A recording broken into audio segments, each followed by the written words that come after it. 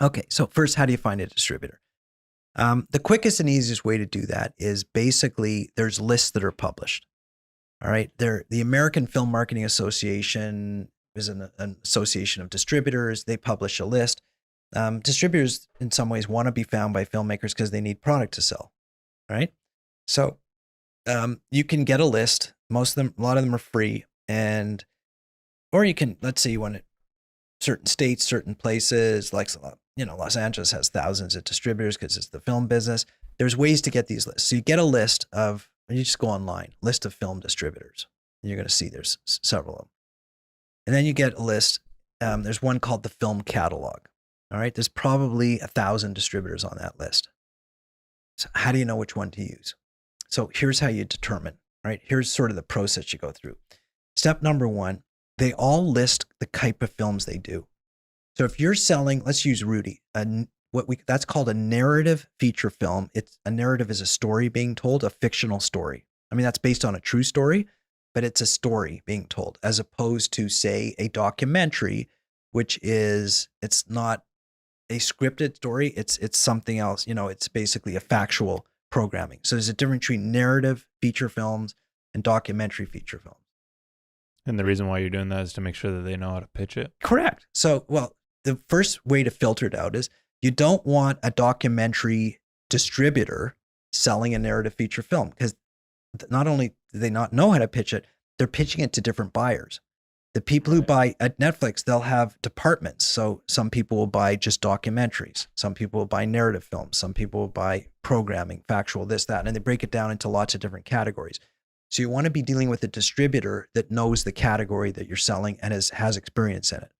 So the first filter is only choose people who sell that type of programming. Like if it's a narrative feature, make sure that they sell narrative features and they're not just a factual documentary distributor. That's not a good place to be. Second level of filtering. So now maybe you cut out half of the distributors right there, because half of them only sell docs, the other half sell narratives. You're only dealing with the narratives. Mm-hmm. Then you need to say, okay, what genre of film am I selling? So in this case, it's a sports drama. A lot of distributors will list, we sell family movies, we sell horror, we sell suspense, we sell thrillers, we sell family, we sell sports dramas. You type in sports drama, and then you see some of them, actually specialize, amongst the other things they do, have done sports dramas, and that might filter out. Now you're left with 100 who would take on a sports drama film, right? Then the next thing you do is and this is the longest thing, is you go onto their websites, because they all have websites, and you kind of look at kind of movies they're selling. This one might sell mostly low budget horror films. This one might be family films. This one might be dramas, and you kind of get a feel. You just do this quickly. You scan through, because they list them all, and they show pictures on the posters and all this kind of stuff, right? And you say this. It feels like this distributor would be a good fit. They've had a couple of other sports movies. These movies look like they would be the same fit for my movie. It looks like these people could represent my movie well. And that's a little bit more subjective. And then you narrow your list down to, say, 30 based on that. Then the next thing you do is you reach out to them. And the way you reach out is a combination of phoning them and emailing them, getting in touch with them. All right. And they all have submission requirements and submission processes on their websites. So you either reach out or submit your film. And let's say you have 30 on that list that you reach out to. 20 of them are never going to get back to you. It's like going to go into a void as though nothing ever happened. They're never going to return your phone calls. They're never going to return your emails. It's like, you're going to wonder, did I actually send it to them? Because you're never going to hear from them. Okay. And you're going to re-email them, and you're just never going to hear. It's a crazy thing, but it's the nature of the business. Like 2/3, even though they're in the business to acquire your kind of movie, and that's how they make money, will not be interested in even talking to you. Crazy, crazy part of the film business, but that's how it works. So now you're left with 10. So 10 people get back to you and say, hey, this looks interesting. Maybe we'll engage. Send us a trailer. So you send them sort of a promo reel or trailer or something, or maybe send us your movie. All right. If you're finished, you have your finished movie.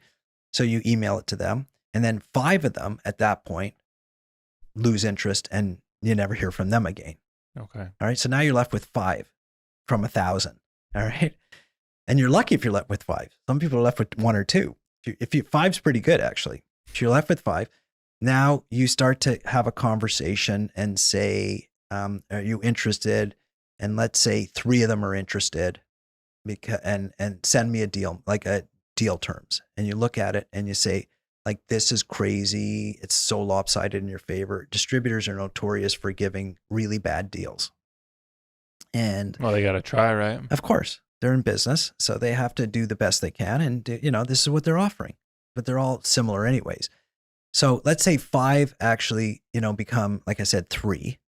All right. So now you're left with 3 potentially who might be interested in doing a deal. And then of those 3, how do you choose? If you're lucky, if you have 3, right, that are interested, 2 of them drop off because their deals are so bad. You say, I can't do business that way. And they say, well, then we can't do business. So goodbye. So 3 are left in the running. And how do you choose that? I think the best way to choose is you go back onto their website and you look at similar films to yours that are on their website, because that's why you chose them in the first place, because they had similar films.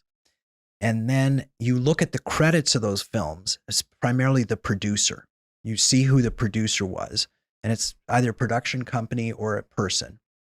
And you contact that person and you say, hey, Mrs. Producer, I see that you are dealing with ABC Distribution Company with your film, sports drama film 1, 2, 3. I see that you gave them, that they're distributing your film. I'm an indie filmmaker. I'm talking to them about my film now. Can you tell me, how was it to deal with them? Are they honest? Did they report in time? Did they sell your movie? Were they good to deal with? Can you just give me a reference? Mm-hmm. And you do that yourself. Don't ask the distributor to give you a reference, because they'll just conveniently give you the 1 or 2 indie film producers who are happy with the deal. Right. If you choose randomly and do that yourself, you'll get a way more honest feedback. And other filmmakers will be very, very happy to talk to you.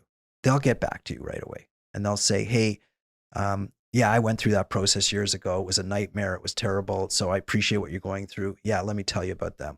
They're really good, or they're terrible. Avoid them like the plague. And then you have to, if you do that 2 or 3 times for each distributor and get a sense, then that'll give you a good idea of whether or not you should deal with them. Now, there are tons of horror stories from film distribution. It's one of those industries that is just riddled with bad horror stories. And usually the horror story is filmmaker gives distributor the rights to their film for a long period of time. Distributor does nothing with it. Like, it's like you getting a listing for a house.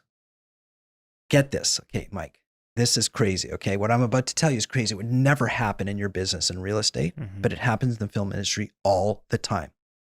Somebody says, hey, I have my house to sell. And you say, I can sell your house. I'm a great agent. I will sell your house. Give me the listing. In the film industry, you'll ask for the listing for 10 years, maybe 20, somewhere between 10, 15 years. You'll ask for a 10-year listing. Now, which is basically saying that the distributor says to the producer, I want to represent your film for 10 years. But by the way, it's usually 15 actually. Okay, I say 10 because we get it down to 10, but 15 years. Now, in the real estate business, the buyer would, or the seller would say to you, what are you, crazy? You think I have 15 years to sell my house? Like, I'll give you 15 days if you're lucky. Yeah. You get 60-day listings, whatever, that's it, right?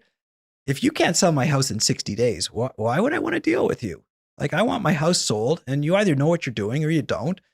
So maybe I'll give you 90 days or 120 days, whatever. You're not given 2, 3, 4, 5 years, because you don't want to sit on your house that long, and you don't want to deal with an agent who can't, get the job done in a short period of time, or, a reasonable period of time.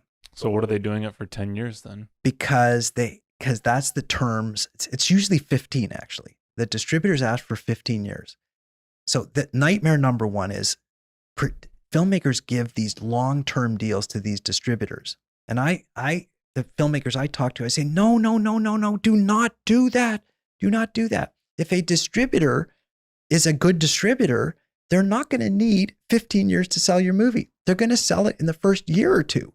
That's all it takes. If your movie's good and they know what they're doing, they will have all their sales basically in the bag in the first 2 years, if not sooner. So maybe give them 3 years. If they can't get the job done in 3 years, you do not want to be dealing with these people. Well, if they can't get it done in 3 years, then you need to move on anyway. You need to move on, but you've signed a 15-year deal. And, you're stuck. You're stuck. So that's nightmare number one. Or gigantic nightmare. I mean, it's a travesty that filmmakers don't know not to do that. And a distributor will say, well, if you don't want to do that, we're not going to do it for you. Like, we're just not going to handle your movie. And, filmmaker doesn't think, hey, first of all, I don't want to deal with you if that's how unreasonable. If you sell my movie within a reasonable period of time, we're in business together. And if not, like, I just put my heart and soul and all my money into this movie, and I'm going to sit on it in 15 years while you sit there with your thumb up your butt and do nothing. And then 15 years later, you give it back to me and you haven't sold anything. What kind of craziness is that? That's nuts. Okay, that's nightmare number one. That's the biggest nightmare. These long-term distribution deals. And again, filmmakers don't know about this because they don't deal with distribution, right? They're artists. They make good movies, but they don't sell the movies. They usually have to deal with this. So this is where they get really roped in and screwed.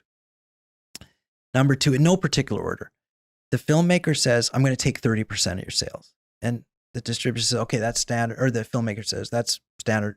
The distributor says. The distributor says that. Filmmaker says, that seems like a lot. Like, I mean, what are you doing for that? Well, we're doing all this work, blah, blah, blah. So it's a big number, really big number. Now, can't really argue with that because that's sort of industry standard.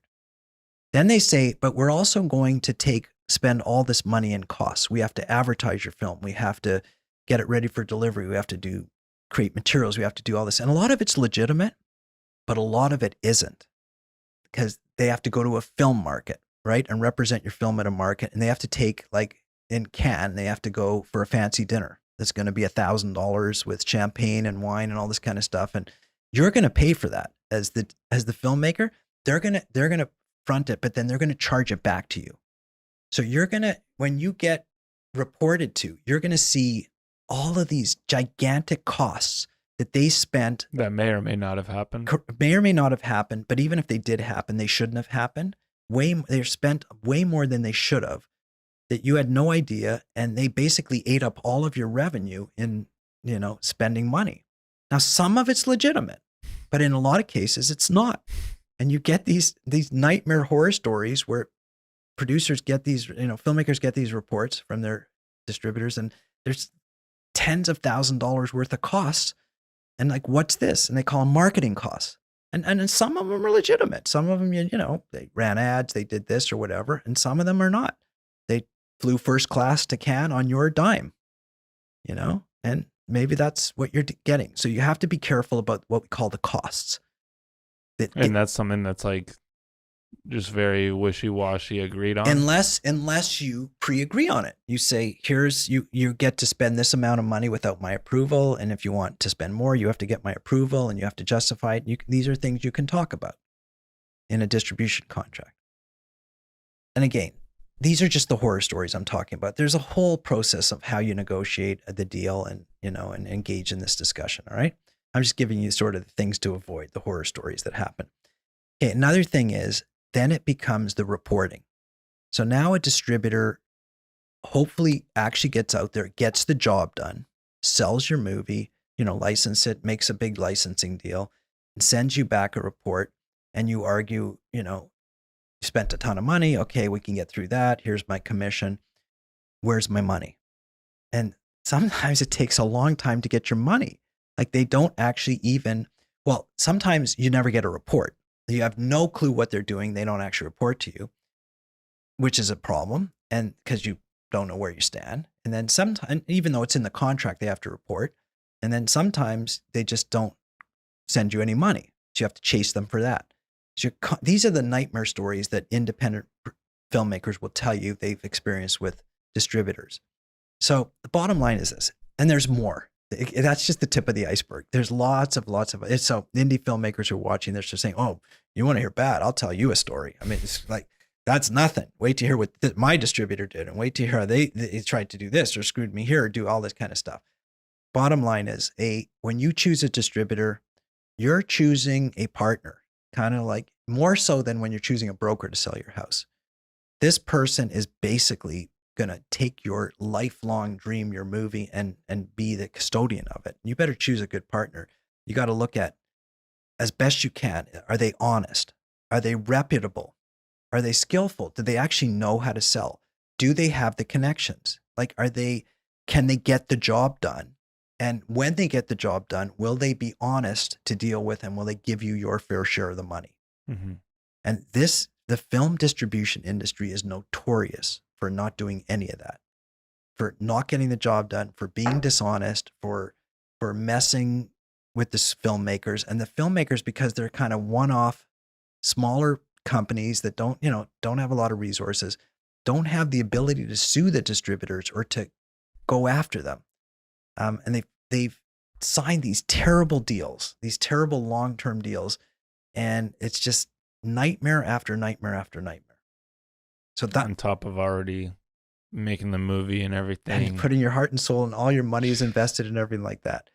So now, if you're smart and if you've done your homework and your research, and you could avoid a lot of that. Mm-hmm. I mean, there are good distributors out there who will get the job done well. And, obviously if the distributor's watching this, they'll say, "Hey, I'm doing my best. Your movie's terrible. What, you want me to sell a bad movie?" And in some cases, that's the truth. So I say to those distributors, well, like, don't take my movie then. Right. If you're not going to sell it, don't take it. All right.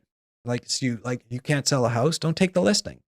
If you're going to take the listing, make sure you certainly give it your best shot. And there's always, in your business, there's always a price point that you can sell something at, right? So Mm-hmm. It's the same in this business. There's always something, at the very least, put it up on an AVOD platform, put it up for free and figure out how to get the revenue.